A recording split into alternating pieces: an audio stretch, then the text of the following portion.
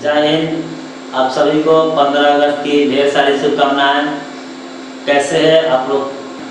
देखिए, आज स्वतंत्रता दिवस का दिन है। इसमें विशेष बिंदु हम समझते हैं, हालांकि आप तो परिचित है स्वतंत्रता दिवस से, बहुत परिचित है, फिर भी आज वो पल है, आज वो दिन है। ना जाने आज के दिन के लिए हमारे स्वतंत्रता सेनानियों ने अपना क्या क्या न त्यागा, घर न त्यागा, परिवार न त्यागा, केवल और केवल स्वतंत्रता के लिए। किसके लिए? स्वतंत्रता के लिए। आप सभी भली भांति परिचित है स्वतंत्रता दिवस से। 15 अगस्त 1947 को हमारे भारत देश आज़ाद हुआ था, है ना। आज़ाद किनसे हुआ? तो जो ब्रिटिश सरकारें थे उनसे हम लोग की आज़ादी मिली, छुटकारा मिला, है ना। हम लोग आज ही के दिन 15 अगस्त को स्वतंत्रता दिवस के रूप में मनाते हैं। 15 अगस्त को है ना, 15 अगस्त को हम लोग स्वतंत्रता दिवस से क्या करते हैं? स्वतंत्रता दिवस के रूप में मनाते हैं। 15 अगस्त को, है ना, 15 अगस्त को 1947 को जो है हम लोग का जो भारत है देश, वह गुलामियों के जंजीर से कहाँ निकला? स्वतंत्रता की ओर निकला। और आपको बता दें कि इसे ना अंग्रेजी में इंडिपेंडेंस डे बताते हैं, इंडिपेंडेंस डे बोलते हैं। ध्यान सुनिए, आज हम लोग का वो पल है, वो दिन है, खुशियों का पल है। स्वतंत्रता दिवस के बारे में कुछ बड़ी बातें समझते हैं, हालांकि आप परिचित है, फिर भी कुछ विशेष बिंदु पर चर्चा करते हैं। और कंटिन्यू जो हम लोग क्लास है 450 वाली जो क्लास सीरीज है उसको कंटिन्यू चालू करेंगे, टेंशन नहीं लेना है। पहले स्वतंत्रता दिवस समझ लेते हैं, समझेंगे, फिर हम लोग अपने क्लास की ओर चलेंगे, ठीक है। आइए बता दें आपको कि ये जो 15 अगस्त है, ध्यान सुनिएगा, जो 15 अगस्त 1947 में हमारा देश आज़ाद हुआ था, उस समय प्रथम भारत आज़ाद जो हुआ उसके प्रथम प्रधानमंत्री पंडित जवाहरलाल, कहते हैं पंडित जवाहरलाल, कहते हैं पंडित जवाहर, है ना, जवाहरलाल नेहरू, पंडित जवाहरलाल नेहरू जी के द्वारा दिल्ली के लाल किला पर झंडा फहराया गया था। दूसरी बात आपको बता दें कि हम लोग का जो झंडा, जो तिरंगा है, कितना अच्छा लग रहा है। 3 कलरों से, किनसे है? 3 कलरों से, है ना। आइए, इसे केसरिया बोलते हैं, आपको पता होगा, इसे केसरिया बोलते हैं, इसे श्वेत बोलते हैं ना, उजला, है ना। आइए, इसे हरियाली के रूप में प्रतीक करते हैं। यहाँ पे आप जो गोला देख रहे हैं ये अशोक चक्र, क्या है? अशोक चक्र है। इसमें कुल मिलाकर आप जो तिल्ली गिनेंगे, ये जो तिल्लियां दिख रही हैं, कुल मिलाकर ये तिल्लियों कितना है? 24 है। कितना है? 24 है। आप जो है, हम आपसे 15 अगस्त को जो स्वतंत्रता दिवस के रूप में हम लोग मनाते हैं, इसमें हम आपसे, आप सभी विद्यार्थी से यही कामना करेंगे कि हम लोग, एक समय था कि हमारा देश था वह ब्रिटिश शासक के हाथों में था, एकदम हम लोग गुलाम थे। 15 अगस्त में क्या हुए? आज़ाद हो गए। आप सभी से हम यही कहेंगे कि आपका एग्जाम है, 4-5 मंथ बचा है, बोर्ड एग्जाम बचा है, आप भी कहीं किसी गुलाम है ना, आप भी कहीं किसी के गुलाम है, तो उस गुलाम की जंजीर से क्या करिए? निकलिए और अपनी तैयारी में बेहतर योगदान दीजिए। आप सोचिए, समझिए, मंथन कीजिए कि हमारे भारत जो है, भारत देश है, 15 अगस्त 1947 को आज़ाद हुई थी, हम लोग स्वतंत्रता दिवस मनाने लगे। आप इस स्वतंत्रता दिवस में यह संकल्प लीजिए कि हम भी यदि किसी दोस्त, यार, मित्र, संगी संबंधी के यदि घेरे में गुलाम महसूस कर रहे हैं, यदि हम गुलाम हैं, तो संकल्प लीजिए इस 15 अगस्त को, इस स्वतंत्रता दिवस पे आप संकल्प लीजिए कि हम यदि किसी के गुलाम है, दोस्त है, यार होता, बहुत सारा होता है, पढ़ाई में बाधा होता है, उन जंजीरों से क्या करिए? निकलिए। उन जंजीरों से इस स्वतंत्रता दिवस में आप यह संकल्प लीजिए। हम यही कहेंगे, बाकी विशेष आपकी मर्जी। और हम लोग पढ़ रहे थे पॉलिटी पर, क्या पढ़ रहे थे? विशेष आपको पता है, इसके बारे में बताने की जरूरत है नहीं। हम लोग पॉलिटी पढ़ रहे थे। पॉलिटी में क्या पढ़ रहे थे? पॉलिटी में हम लोग क्या पढ़ रहे थे, पॉलिटी में आपका ना सेकेंड चैप्टर चल रहा, कौन चैप्टर चल रहा, सेकेंड चैप्टर चल रहा, वही सीरीज है पॉलिटी में, वही सीरीज आपका रहेगा 400 प्लस वाली, है ना। यही क्लास है डीएम क्लास बाय निशान सर। इस चैनल को आप सब्सक्राइब कीजिए, शेयर कीजिए, वीडियो अच्छा लगता है कमेंट कीजिए। हम लोग ये सीरीज बंद नहीं करेंगे, ये बंद नहीं करेंगे। स्वतंत्रता दिवस है, खुशियों का माहौल है, थोड़ा सा पढ़ लेते हैं, थोड़ा समझ लेते हैं। आइए, ये है आपका 450 वाली क्लास सीरीज। इस सीरीज को हम बंद नहीं करेंगे, आपके एग्जाम तक हम चलाएंगे। आप बेझिझक आराम से डीएम परिवार के साथ जुड़िए, आपका सपना साकार होगा। ये आपका सीरीज चलता रहेगा। इसमें हम लोग पढ़े थे लगभग 2 लेक्चर पढ़ चुके हैं। ये आपका तीसरा लेक्चर होगा। तीसरा लेक्चर में आपको बताया था कि हम आपको राजनीतिक दल बताएंगे। क्या बताएंगे, राजनीतिक दल बताएंगे। आप ना इसमें आपको हम बोले थे कि हम आपको राजनीतिक दल बताएंगे। क्या बताएंगे, आज हम वही पढ़ेंगे कि राजनीतिक दल क्या होते हैं, ऐसे विशेष बिंदु पर चर्चा करेंगे। आइए यहाँ पे सबसे पहले समझेंगे कि राजनीतिक दल क्या होता है, इन्हीं के बारे में बताते हैं कि हम अगली कक्षा जब अगले लेक्चर लेके आएंगे उसमें हम आपको बताएंगे कि राजनीतिक दल क्या होते हैं। इससे पहले 2 बुनियादी बातें आपको समझना होगा, और समझ लेते हैं तो हम लोग फिर इसके बारे में समझ लेंगे। आइए, पहला बुनियादी बात क्या है, पहला बुनियादी बात यह है आपको समझना होगा कि सत्ता की भागीदारी, है ना, सत्ता की भागीदारी के कारण, क्या सत्ता की भागीदारी के कारण आपको समझना होगा। क्या समझना होगा कि सत्ता की भागीदारी के कौन-कौन से कारण हो सकते हैं, सत्ता की भागीदारी के कौन-कौन से कारण हो सकते हैं। आइए थोड़ा सा समझते हैं कि सत्ता की भागीदारी के कौन-कौन से कारण हो सकते हैं। यदि आप पढ़ेंगे, जब किताब निकालेंगे, बुक्स निकालेंगे, उन बुकों में मिलेगा कि सत्ता के जो साझेदारी है, भागीदारी है, क्या भागीदारी है, सत्ता की जो भागीदारी है उनके आवश्यक 2 कारण है। कितने कारण है, 2 कारण है। इन दो कारणों में पहला कारण, इन 2 कारणों में आपका पहला कारण यदि हम बात करें, आप कॉपी निकालिए, कॉपी में नोट कीजिए। स्वतंत्रता दिवस हम लोग मना लिए, बढ़िया से मना लिए।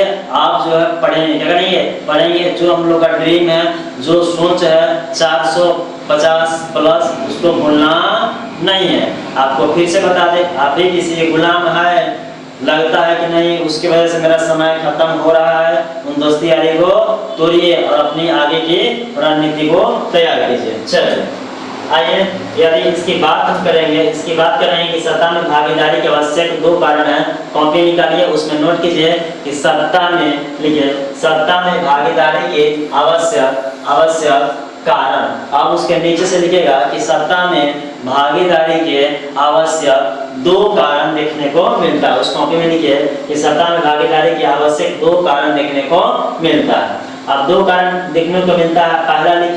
पहला आप कॉपी निकालिए, उसमें लिखिए, पहला लिखिए कि राजनीतिक व्यवस्था में दृढ़ता एवं अस्थायित्व के लिए, राजनीतिक व्यवस्था में 2 आवश्यक कारण यह है। जैसे मान लीजिए कोई काम आप पूछते हैं या काम करते हैं ना, तो कहता है ना ये काम करे कारण बता, इसका रीजन बताओ। वही रीजन है सत्ता में भागीदारी की जो आवश्यक रीजन है, वो रीजन क्या है, 2 है। पहला यह है कि राजनीतिक व्यवस्था में दृढ़ता एवं अस्थायित्व है, क्या है, स्थिरता है। दूसरा स्थिरता अस्थायित्व है ना। आइए, दूसरा कह रहा है कि आप लिखिएगा आपसी टकराव की संभावना को कम करने के लिए। 2 कारण है। पहला कारण यह है कि राजनीतिक व्यवस्था में स्थिरता है। दूसरा कारण यह है कि आपसी जो आपस में बहुत सारे समूह, अलग अलग समुदाय के लोग रहते हैं, जाति धर्म मजहब के रहते हैं, इन सबों के आपस में जो संभावना है, आपस में जो मतभेद है, उन मतभेद को जो संभावना बनी रहती है हमेशा हिंसात्मक, उसको क्या किया जाए, कम किया जाए। लिखा हुआ है कि आपसी टकराव जो आपस में उनकी संभावना कम होती है। इसके कारण से सत्ता में भागीदारी के यह 2 कारण हो सकते हैं। जैसे आपको समझा दें, जैसे देखिए यहाँ पर अलग समुदाय के लोग हैं, आपस में आपसी समझ एवं सहयोग है। नीचे क्या कर रहा है, यहाँ पर टकराव दिख रहा है और नीचे क्या दिख रहा है, सहयोग दिख रहा है। क्या दिख रहा है, सहयोग दिख रहा है। जैसे भागीदारी से आपसी समझ क्या होती है, बढ़ती है। यदि भागीदारी मतलब हिस्सा लेना सब मिलजुल कर काम करना, उसमें क्या होता है, समझ बढ़ती, क्या बढ़ती है, समझ बढ़ती है। दूसरी बात, टकराव की संभावना क्या होती है, समझ बढ़ेगा तो टकराव होगा नहीं करेगा। टकराव कब होता है, विरोध होता है। तो क्या होता है, विरोध होगा, आपकी सोच उनकी सोच नहीं मैच करेगी तो टकराव होता है। ये टकराव को कम करने के लिए सत्ता में जो भागीदारी है, इनकी एक कारण ये भी है। आइए यदि दूसरा हम बात करेंगे तो दृढ़ता एवं अस्थायित्व का मतलब यह हुआ कि सभी वर्गों के भागीदारी से सरकार मजबूत होती है और व्यवस्था में अस्थायित्व बना रहता है। इसका मतलब ये हुआ कि हमारे समाज में अलग अलग जाति है, समूह है, अलग अलग धर्म के लोग हैं, इन सबों के सहयोग से यदि सरकार बनती है, वह सरकार मजबूत होती है। क्या होती है, कह रहा है कि वैसी सरकार क्या मानते हैं, मजबूत मानते हैं। और व्यवस्था जो होंगी, शासन प्रणाली होंगी, वो अस्थायी रूप से कार्य करेगी, टेम्पोररी रूप से कार्य नहीं करेगी। आइए पहला स्लाइड हमें लगता समझ में आ गया, कॉपी निकालिए, पहला यहाँ से बोले वो लिख लीजिएगा कि सत्ता में भागीदारी के आवश्यक कारण। लिखिएगा नीचे से कि सत्ता में भागीदारी के आवश्यक कारण दो है। पहला लिखिएगा कि राजनीतिक व्यवस्था में दृढ़ता एवं अस्थायित्व लाने के लिए, दूसरा आपसी टकराव की संभावना इससे कम हो जाती है। ओके, अगली स्लाइड। यदि हम अगली स्लाइड की बात करते हैं, तो कह रहा है कि सत्ता में साझेदारी के रूप क्या है। अगली स्लाइड में सत्ता में साझेदारी का रूप, अगली स्लाइड की यदि बात करें इसमें दिया गया है कि सत्ता में साझेदारी का क्या बता रहा है, रूप बता रहा है। कौन कौन से रूप हो सकते हैं भाई मेरे, सत्ता में साझेदारी के 4 रूप। कितने रूप, 4 रूप। सत्ता में साझेदारी के 4 रूप, और 4 रूप कौन कौन से हैं अच्छे समझिए, आपको पढ़ा चुके हैं, आपको ये आप इससे ना परिचित है, बस समझना, थोड़ा समझिएगा। क्या आपको नहीं पढ़ा है कि सरकार के विभिन्न अंगों के बीच सत्ता का विभाजन होना या हो जाता है। आप नहीं पढ़े हैं तो पिछले लेक्चर में पढ़ लीजिएगा, पढ़ा चुके हैं, कुछ खास है। जैसे सरकार के यदि अंग की बात करें, किसी बात करें तो अंग 3 गो, एगो विधायिका, एगो न्यायपालिका, एगो कार्यपालिका, आपको पढ़ा ही चुके हैं, इसमें कोई दिक्कत है, आराम से उसको लिख लीजिए, है ना। चलो दूसरा रूप पूछेगा तो विभिन्न स्तरों पर गठित सरकारों के बीच विभाजन होता है।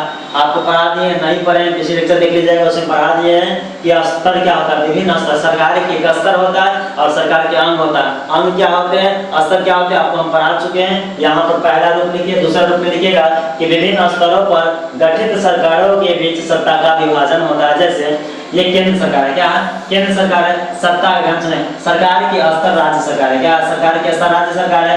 राज्य स्तर से फिर एक स्तर बना जिसका नाम स्थानीय निकाय है। स्थानीय निकाय के बाद भी वो सरकार वो स्तर बनता है जिसे हम लोग बोलते हैं नगर निगम, नगर निकाय, ऐसे बोलते हैं। सबका अस्थायी स्टेप बाय स्टेप दिया गया है, जैसे नगर है, फिर राज्य है, फिर केंद्र है, ऐसे करके आपको पढ़ाना है। आप देख लीजिए, बहुत बेहतर तरीके से पढ़ा दिए कि भाई मेरे सरकार का स्तर क्या होता है और सरकार के अंग क्या होता है। ये आपका रूप है, रूप आराम से लिखिए, आगे बढ़ते हैं, है ना। ड्रीम को भूलना नहीं है। अब की बार 450 पार। आइए यदि तीसरा बात करेंगे, 4 रूप पता है ना, हो हम आप 4 रूप पता है ना, 4 में से पहले दूसरा तीसरा रूप देखिए। कह रहा है कि विभिन्न समुदाय के बीच सत्ता का विभाजन होता है। यह इसका रूप कह रहा है कि यह जो है विभिन्न समुदाय, बोले ना अलग अलग जाति धर्म के लोग रहते हैं, वो अलग अलग समुदाय के बीच जो होता है, जो बीच है सत्ता का विभाजन का मतलब यह है कि सभी के हाथ नहीं ना किसी खास व्यक्ति के हाथ में सत्ता रहेगा, पावरफुल वही हो जाएगा, नहीं। अलग अलग जाति समूह उन सबको क्या मिलता है, सत्ता में भागीदारी मिलता है, अपनी कार्य प्रणाली का अवसर मिलता है काम करने का, है ना। आइए चौथा की बात हम करेंगे।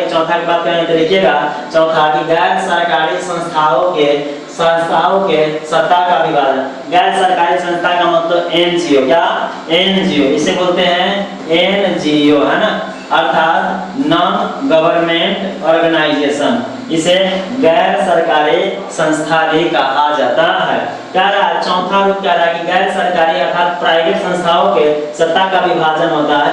यदि इस रूप को अपनाएंगे तो प्राइवेट में भी होगा ना, तो अलग अलग जाति धर्म समूह का लय के हमारा अधिकार पूछा, मतलब किसी खास व्यक्ति समुदाय की यदि हम लेता है प्राइवेट एनजीओ लेगा तो फिर विरोध होगा, क्या होगा, टकराव बढ़ेगा, कमेगा नहीं, टकराव बढ़ेगा। जैसे यहाँ पर अलग अलग जैसे शिक्षक है, शिक्षा संगठन दिया है, पर्यावरण संगठन है, गैर सरकारी संगठन, ये सब नाम है। स्वास्थ्य संगठन है, सामाजिक सेवा संगठन है, ये सब गैर सरकारी संगठन के रूप में दिया गया है। तो कहने का मतलब गैर सरकारी संस्थाओं में सत्ता का भी विभाजन होता है। यह किसका रूप है? तो सत्ता में साझेदारी के रूप है। 4 रूप में से ये भी एक रूप है कि गैर सरकारी संस्थाओं में भी सत्ता का क्या होता है? विभाजन होता है। लिखा हुआ है गैर सरकारी संस्थाओं के सत्ता का विभाजन होता है। ओके, आइए अगले स्लाइड। आप नोट आउट करते चलेगा, आप किताब पढ़िएगा और देखिएगा, एक एक बात नहीं मिलेगा तो बताइएगा। हम आपको एकदम पूरा पीपीटी के माध्यम से बता रहे हैं, पूरा फिगर के माध्यम से। आप ही किताब से, हम अपना घर से नहीं लाए, अपना जेब से नहीं लाए, ये आप ही किताब का है। आप ही किताब का जो है दिशा बिंदु है, हम अपने जेब से नहीं लाए। इन बातों को आप ध्यान में रखिएगा। आइए अगला कह रहा है कि वैध शासन क्या है। क्वेश्चन आता है एग्जाम में कि बताओ बाबू, वैध शासन किसे कहा जाता है? वैध शासन को ध्यान सुनिए। वैध शासन कह रहा है कि वैसी शासन जिसमें सभी व्यक्ति आपसी भागीदारी के माध्यम से, मतलब वैसी भागीदारी, वैसी शासन व्यवस्था जिसमें समाज के सभी व्यक्ति अपनी भागीदारी के माध्यम से शासन को या शासन में जुड़ते हैं, उसे वैध शासन कहा जाता है। वह शासन जिसमें सभी व्यक्ति अपनी भागीदारी, अपनी हिस्सेदारी, अपने अवसरों का प्रयोग कर शासन में क्या करते हैं? जुड़ते हैं। क्या करते हैं? जुड़ते हैं। वह वैध शासन कहलाता है। जैसे आपको बता दें भैया सब कैसे जुड़ते हैं भाई मेरे, हम लोग वोट देते हैं, वोट देते क्या सरकार में हिस्सेदारी हुआ कि नहीं हुआ? वोट देते हैं। आइए कुछ विशेष बिंदु पर राय भी लिया जाता है, विचार विमर्श किया जाता है। तो बताइए जो पावरफुल है, सत्ता है, उस सत्ता में हम लोग का भागीदारी कहीं ना कहीं है। पूछ तो रहा, हम तो जा तो रहे हैं। अगले यहाँ पर जन भागीदारी, सबकी सहमति होती है। जन लोग मतलब जनता लोग की भागीदारी अर्थात नागरिकों का भागीदारी, ये सब जनता लोग है। इन सब को ध्यान सुनेंगे। इन्होंने अपनी सत्ता का प्रयोग कर, ध्यान सुनेगा, अपनी सत्ता का प्रयोग कर समाज के अलग अलग व्यक्ति, अलग अलग समूह सबको सत्ता में भागीदारी की अवसर प्रदान है। आइए बस इतना ही लिखना था। वैध शासन क्या है, बाकी विषय को लिखने की जरूरत नहीं है। जो इम्पोर्टेंट होगा जो हम आपको खुद बता देंगे। आइए अगला है राजनीतिक दल। क्या है? राजनीतिक दल। भाई मेरे इसको तुम समझो, ये बढ़िया, ये समझ में आएगा तो आगे बहुत सारा टॉपिक समझ में आएगा। ये क्या कह रहा है अच्छे समझना कि भाई मेरे राजनीतिक दल किसे कहते हैं। क्वेश्चन है, कई बार आया है, पूछता भी है। समझिएगा, राजनीतिक दल एक लोगों का समूह होता है। क्या होता है? समाज के लोगों का ही, समाज में ही, समाज से मिले हुए व्यक्ति होते हैं, उन एक समूह होता है। क्या होता है? समूह होता है जिसमें ध्यान सुनेगा, राजनीतिक दल यदि क्वेश्चन पूछता है तो समाज के वैसे वर्ग जिनका उद्देश्य समाज का आप लिखे, कॉपी में लिखे दिखाई देते हैं, लिखेगा समाज का वैसा वर्ग, समाज का वैसा वर्ग जो समाज का वैसा वर्ग जो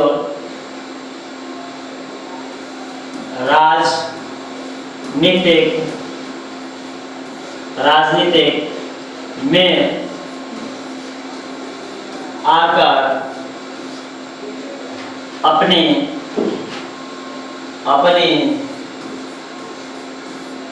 सत्ता कायम या हासिल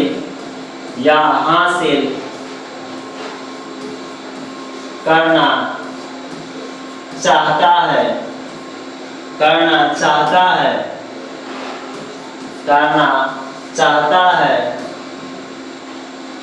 वह राजनीतिक दल कहलाता है। ध्यान सुनिए, राजनीतिक दल आपके समाज का ही एक ऐसा वर्ग होता है जिनका केवल उद्देश्य यह होता है कि हम सत्ता में आकर के सत्ता का हासिल करना, क्या चुनाव लड़ना और सत्ता हासिल करना। क्वेश्चन पूछता है आपसे, क्वेश्चन ऐसे आएगा, ये तो आपको इससे पहले समझा दिए थे। क्वेश्चन ऐसे आएगा कि बताइए राजनीतिक दल का उद्देश्य क्या होता है। ध्यान से आपसे क्वेश्चन आता है एग्जाम में कि जो राजनीतिक दल है इसका उद्देश्य क्या, कॉपी में लिखेगा, यदि इसका उद्देश्य पूछता है, क्या पूछता है कि राजनीतिक दल का उद्देश्य क्या होता है, दो होता है, क्या होता है, दो होता है। पहला उद्देश्य होता है कि चुनाव लड़ना, क्या होता है, चुनाव लड़ना। पहला उद्देश्य क्या होता है, चुनाव लड़ना। राजनीतिक दल का मुख्य उद्देश्य ये होता है कि पहला चुनाव लड़ना और सत्ता हासिल करना। क्या करना, सत्ता हासिल करना, सत्ता हासिल करना अर्थात जीत हासिल करना। क्या करना, जीत हासिल करना। जीत हासिल करेगा तो सत्ता मिल ही जाएगा, सत्ता हासिल करना। दो क्वेश्चन आपसे आता है कि बताइए प्रत्येक राजनीतिक दल का उद्देश्य क्या होता है। एक ही उद्देश्य होगा कि पहला होगा कि चुनाव लड़ेंगे और दूसरा उद्देश्य होगा कि सत्ता हासिल करेंगे। समझ आया? आइए अगला, जैसे आपको दिखा दे, ये राजनीतिक दल है, क्या है, चुनाव लड़ेंगे। देखिए लिखा हुआ चुनाव लड़ेंगे, राजनीतिक दल का चुनाव लड़ेंगे। इधर कह रहा है कि राजनीतिक दल इधर है कि सत्ता, राजनीतिक सत्ता क्या करेंगे, हासिल करेंगे। ये है राजनीतिक दल नेता है ना। आइए हम लोग इधर देखते हैं, यह है गठबंधन की सरकार। क्या है, आपको बता दिए कि भाई मेरे राजनीतिक दल क्या होते हैं। समाज का एक वर्ग होता है जिसका मुख्य उद्देश्य आप लिखिएगा राजनीतिक दल में कि समाज का वैसा वर्ग जिसका मुख्य उद्देश्य चुनाव लड़ना और सत्ता को हासिल करना, सरकार में मेन भागीदारी प्राप्त करना, है ना। चलिए अब आपसे क्वेश्चन पूछता, आपको तो बता दिए कि राजनीतिक दल क्या होते हैं। हमें लगता है राजनीतिक दल समझ आया है, तो आपको समझ में आएगा, पक्का आएगा, टेंशन नहीं लेना। जैसे गठबंधन की सरकार का क्या कह रहा है, तो ध्यान से सुनिएगा गठबंधन की सरकार में क्या होता है। गठबंधन की सरकार, इसमें लिखेगा कि इस प्रकार की सरकार में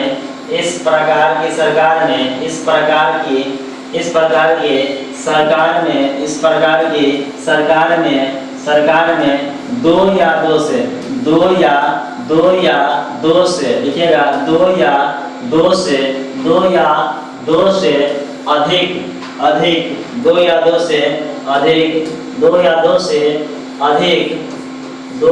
से अधिक राजनीतिक है ना, राजनीतिक दलों का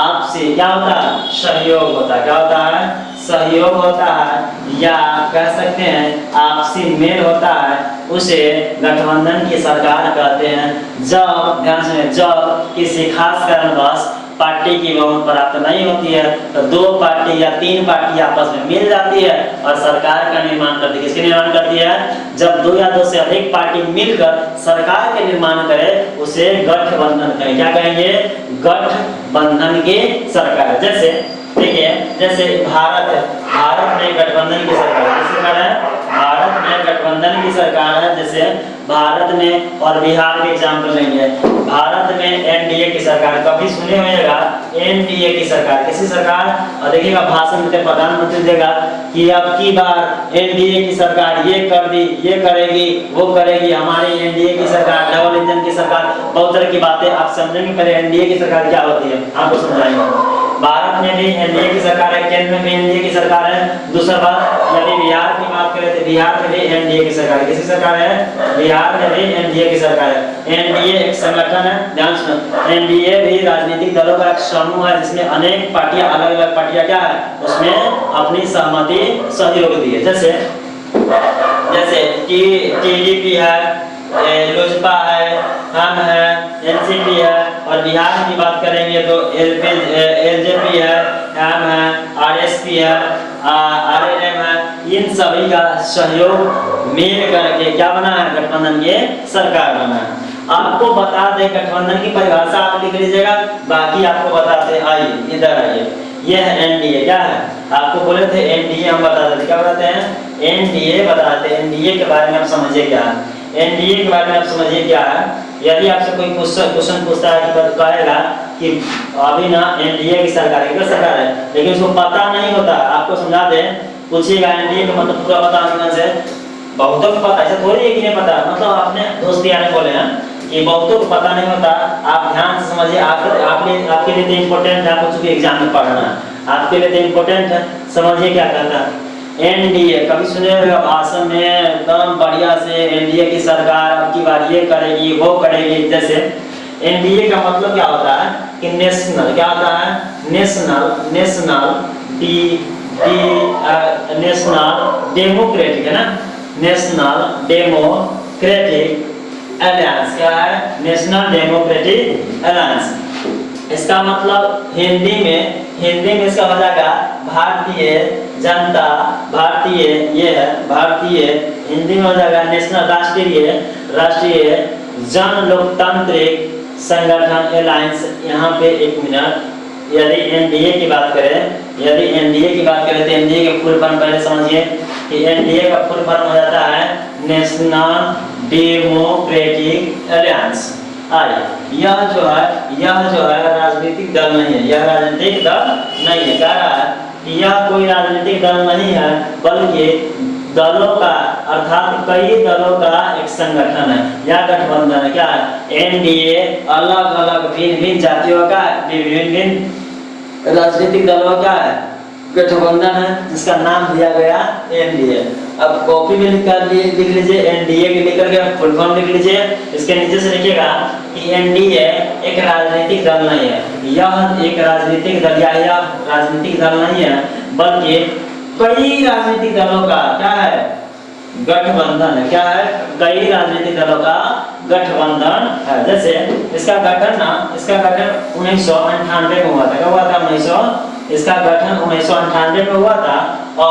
और ये जो है इसका नेतृत्व, आप मान लीजिए गठबंधन है, सभी राजनीतिक दलों का समूह है, तो कोई ना कोई मेन तो होगा। इसका मेन नेतृत्व करता बीजेपी। क्या है मेन नेतृत्व करता कौन है बीजेपी। आपसे क्वेश्चन पूछता है या पूछेगा तो बताएंगे कि एनडीए का मेन नेतृत्व करता, देखभाल करता कौन है बीजेपी। कौन है बीजेपी, अर्थात बीजेपी के अंतर्गत नेतृत्व में यह कार्य करती है, एनडीए कार्य करती है। इसका उद्देश्य यही है, इस संगठन के ऐसे संगठन एनडीए संगठन बनाने का उद्देश्य यही है कि भिन्न दलों को, अलग अलग जो राजनीतिक दल है उनको साथ में आकर के मिलजुल करके क्या करेंगे चुनाव लड़ाना और सरकार बनाना। इसका कार्य है, मतलब इसका उद्देश्य है, एनडीए बनने का उद्देश्य यही है कि अलग अलग राजनीतिक दल मिलेंगे और उससे सरकार बनाएंगे, चुनाव लड़ेंगे, इसके बाद क्या बनाएंगे सरकार बनाना। इसका एक मुख्य उद्देश्य यही है। और बाकी एनडीए में कुछ रहा नहीं, यही है। आप लिख सकते हैं, उदाहरण के तौर पर लिख सकते हैं बिहार में एनडीए की सरकार लिख सकते हैं। केंद्र में एनडीए की सरकार आप लिखने के चाहे तो लिख सकते हैं। समझ आ गया। अगला हम यदि बात करते हैं, यदि हम बात करेंगे तो कह रहा है कि सत्ता का विकेंद्रीकरण। क्या कह रहा है सत्ता का विकेंद्रीकरण। ध्यान से नहीं हुआ जी, सत्ता का विकेंद्रीकरण कुछ खास है नहीं, बस एक बार ध्यान से बोर्ड पर देखिए क्या रहा है, आपको समझ आ जाएगा। कुछ खास नहीं है, जैसे बोलेंगे वैसे आप लिख लीजिएगा। जैसे बोले फटाक से कॉपी पेन निकाल करके ले करके बैठिएगा, जैसे बोले वैसे आप अपने कॉपी में नोट डाउन कर लीजिएगा। क्या कर लीजिएगा नोट डाउन कर लीजिएगा। कह रहा है सत्ता का विकेंद्रीकरण। देखिए सत्ता का विकेंद्रीकरण यही होता है कि सत्ता का अलग अलग भागों में बंट जाना सत्ता का विकेंद्रीकरण कहलाता है। जैसे यह केंद्रीय स्तर है, राज्य स्तर है और स्थानीय स्तर है। जैसे सत्ता का विकेंद्रीकरण यदि क्वेश्चन पूछा जाता है कहिएगा सत्ता का जो ध्यान सुनिएगा, जब सत्ता का बंटवारा ही सत्ता का विकेंद्रीकरण करता है। जैसे स्तरों पर करता है, किसमें करता है सत्ता का स्तरों पर बंटवारा ही सत्ता का विकेंद्रीकरण कराता है। जैसे केंद्र स्तर पर बंट गया, राज्य स्तर पर बंट गया और स्थानीय स्तर पर बंट गया। तो कुल मिलाकर कह सकते हैं कि विकेंद्रीकरण आप लिख लीजिएगा सत्ता का बंटवारा यदि ऐसे लिखिए यदि सत्ता का बंटवारा यदि सत्ता का बंटवारा अस्तर पर हो, किस पे हो, अस्तर पे हो या अस्तर बाई अस्तर हो, उसे सत्ता का विकेंद्रीकरण कहा है। सत्ता का विकेंद्रीकरण अर्थात जो सत्ता है, पावर है, उनको अस्तर बाई अस्तर बांट देना है या बट जाना है, क्या कहलाता है, सत्ता का विकेंद्रीकरण। वीवीआई मोस्ट वीवीआई क्वेश्चन कई बार पूछा गया कि सत्ता का विकेंद्रीकरण से आप क्या समझते हैं, तो सत्ता को सरकार के अलग अलग स्तरों पर बंट जाना है, क्या कहलाता है, सत्ता का विकेंद्रीकरण कहलाता है। चलिए जैसे केंद्र स्तर में यदि आप कहिएगा तो केंद्र स्तर में सांसद है, केंद्र सरकार है, कानून बनाती है, सत्ता का विभाजन होता है। इधर है आपका राज्य है, राज्य विधानसभा दिया है, राज्य सरकार दिया है, राज्य के कानून और नीति। जैसे स्थानीय में ग्राम पंचायत, स्थानीय में ग्राम पंचायत, स्थानीय प्रतिनिधि और स्थानीय समस्याओं का समाधान। इसको नहीं लिखना, जो बोले तो वही लिखना, तो समझाने के लिए जैसे कुछ खास है। आइए अगला हम बात करेंगे, यदि अगला बात करेंगे 45 है ना, ये स्लाइड नंबर है ना, ये स्लाइड नंबर ग्राम पंचायत के अंग क्या है, ग्राम पंचायत के अंग है। देखिए अगला जो क्लास आपको होगा, अगली जो हम कक्षा लेंगे उसमें आपको बेहतर रूप से समझना है। अब जो है लास्ट हमें लगता है, अब जो हम लेंगे ना, इसके बाद जो हम लेंगे लास्ट लेक्चर आएगा, क्या रहेगा, लास्ट लेक्चर रहेगा। इस लास्ट लेक्चर जो है ये लास्ट नहीं रहेगा, ये तीसरा है, चौथा का लास्ट लेक्चर रहेगा, क्या रहेगा, चौथा रहेगा। लास्ट लेक्चर को आप ध्यान से पढ़िएगा, बहुत सारी बात है जो यहाँ से इम्पोर्टेंट आती है। जैसे आपसे क्वेश्चन पूछता है कि मुखिया कौन होते हैं, मुखिया, ग्राम सभा क्या होता है, ग्राम रक्षा दल क्या होता है, ग्राम कचहरी क्या होता है, कितनी आबादी रहेगी तो ग्राम पंचायत का ये गठन होता है, कितनी आबादी पर मुखिया जो होता है उसका चुनाव कैसे होता है, वार्ड क्या होते हैं, सरपंच क्या होते हैं, नगर निगम क्या होते हैं, महापौर क्या होते हैं, उप महापौर क्या होते हैं, मेयर क्या होते हैं, उप मेयर क्या होते हैं, नगर पालिका किसे कहते हैं, नगर निकाय किसे कहते हैं। इन सारी चीजों को हम अगली कक्षा में क्या करेंगे, पढ़ेंगे, जो हमारा लेक्चर चौथा होगा और लास्ट लेक्चर होगा। चैप्टर क्लियर कर देंगे। लास्ट एक और वीडियो आपका आएगा जिसका लेक्चर का नाम होगा 4, क्या होगा, 3, ये 3 है, 4 आएगा। लेक्चर का नाम होगा चौथा और उसमें हम लोग चैप्टर क्या कर देंगे, खत्म। इसके बाद इसके PYQ देखेंगे, कितना इस क्वेश्चन पूछा गया, कैसे पूछा गया, और फिर आपको संभावित प्रश्नों को हम हल कर देंगे और समझा देंगे और इसके बाद अभ्यास भी कर लेंगे। बाय, चाहिए है ना, बाय, ओके। आप सभी को फिर से स्वतंत्रता दिवस की ढेर सारी शुभकामनाएं। आपको बोले थे कि आप यदि गुलाम हैं तो आप उस गुलाम की जंजीर से क्या करिए, अपने आप को निकालिए और आगे की ओर बढ़िए। नियम परिवार 450 प्लस वाली क्लास से क्या करिए, जुड़िए, ठीक है। चलिए बाय, मिलते हैं नेक्स्ट वीडियो में फाइनल चैप्टर फिनिश के साथ।